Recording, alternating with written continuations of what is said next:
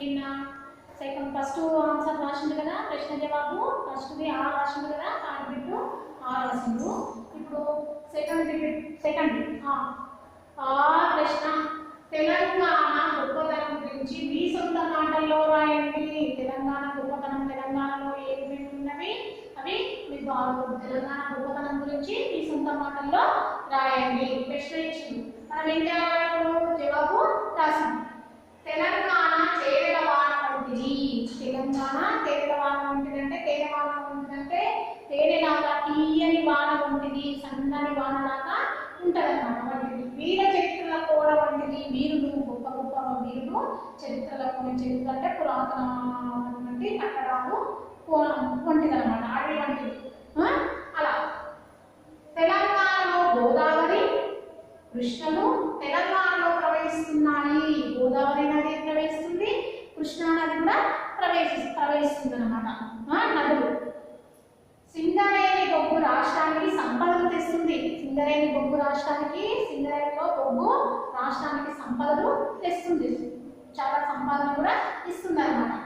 తెలంగాణలో పోతన, ఆర్కూరికి, రామదాసు వంటి కవులు, రుద్రమ్మ వంటి పరాక్రమవంతులు జన్మించారు. తెలంగాణలో పోతనని రచించిండు, పాల్కుర్తి ఏమో కవిత్వం రాసిండు, రామదాసుమేమో రాముని మీద పాటలు పాడిండు. రామదాసు రాముని మీద, రామునికే దాసు అన్నమాట రామదాసు. వంటి కవులు, వీళ్ళు కవులు పుట్టిందనమాట. మరి రుద్రమ్మ ఓరుగల్లు ప్రాంతాన్ని పరిపాలించింది. రుద్రమ్మ వంటి పరాక్రమవంతులు అంటే ధైర్యవంతులు, బలశాలివంతులు, ఆడపిల్లైనా అన్నిటికీ ముందు అయి ధైర్యంగా ఎదుర్కొన్నది ఆమె, విజయం సాధించుకున్నది ఆమె. ఓరుగల్లు ప్రాంతాన్ని పరిపాలించింది. పరాక్రమవంతులు జన్మించారు, ఇక్కడ తెలంగాణలో జన్మించారు. వేములవాడ అంటే వేములవాడ రాజరాజేశ్వరి స్వామి ఆలయం ఉంది కదా, మొక్కులు కొలుపు అంటే కోడెలను మొక్కులు తీర్చుకుంటారు అన్నమాట. మరి వేములవాడలో ఎవరు నమస్కరించుకుంటారు? హిందువులను నమస్కరించుకుంటారు. మరి జాన్పాడు మహమ్మదీలు అంటే ముస్లిమ్స్ చేసుకుంటారు. జాన్పాడు సైడులు పేరుదట్టిలో పేర్ల పండుగ చేసుకుంటారు అన్నమాట. మెదక్ చర్చి, మెదకులో ఎవరు చర్చి? క్రైస్తవులు అంటే క్రిస్టియన్స్ చేసుకుంటారు అన్నమాట పండుగ. మూడు మతాలకు సామరస్యాన్ని అంటే అందరూ కలిసిమెలిసి ఆనందంగా కలిగించే ప్రదేశాలు అన్నమాట ఇవి. ఆ మూడు మతాలు కూడా కలిసి అన్ని మతాలు కలుసుకొని చేసుకునే పండుగలు అన్నమాట.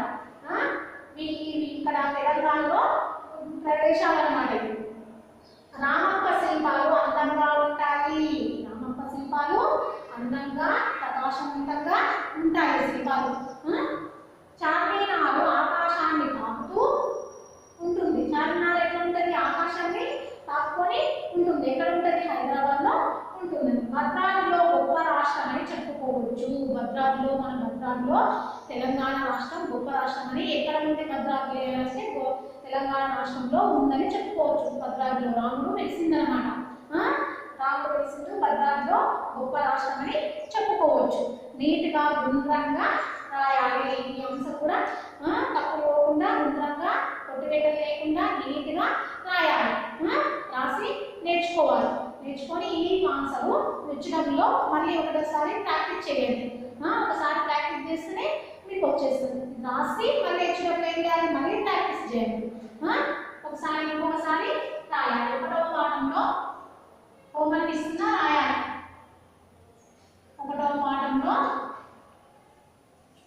థర్డ్ బిట్ సెకండ్ హెచ్డబ్ల్యూలో రాయాలి.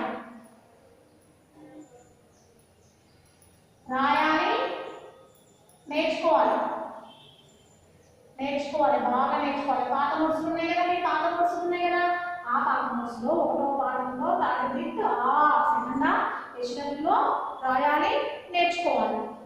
సిడబ్ల్యూ మాత్రము 2 క్వశ్చన్ ఆన్సర్స్ రాసుకోవాలి, చూసుకోవాలి. నీట్గా గేయాలు రాయాలి. గేయాలు రాసి ఆ తర్వాత అర్థాలు రాసి ఆ తర్వాత థర్డ్ బిట్ అంటే క్వశ్చన్ ఆన్సర్స్ కూడా రాయాలి. ఓకేనా? నీట్గా రాసి చూసుకోవాలి. సరే.